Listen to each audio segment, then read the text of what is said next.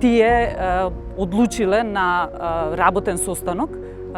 и тоа не на совет, не донеле формална одлука,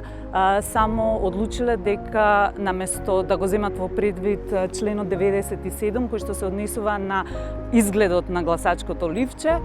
членот 60 каде што всушност се регулира како ќе се поднесуваат листите за гласање за изборите.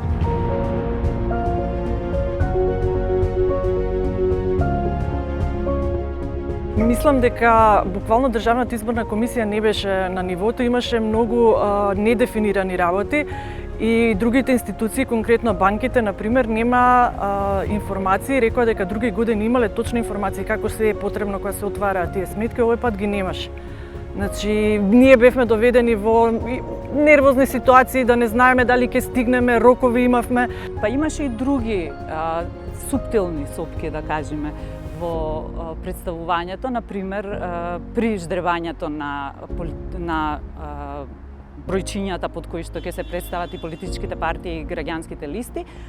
Првите 20 бројчиња беа резервирани однапред за парламентарните партии, следните 20, добро е 40, за сите останати политички партии, така што за независните граѓански листи остана бројчињата од 40 нагори, што автоматски значи дека на гласачкото ливче овие листи ќе ги најдете најдоле, откако ќе се изредат сите политички партии.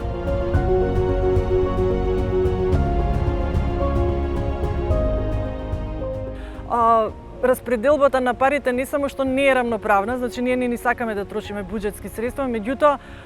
срамно е колкави пари се трошат на кампањи, билборди. Луѓето веќе се свесни 30 години и треба буквално кампањите ги насочиме или во директни контакти, јавни дебати, да ни се остави да се соочиме сите, да ги пласираме нашите ставови.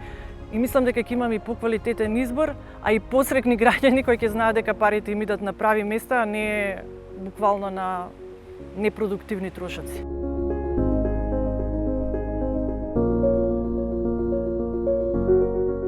Во однос на медиумско представување, ние како носители на листа на советнички немавме скоро никакви шанси во однос на дебатите, бидејќи целиот фокус у програмските шеми е на градоначалниците.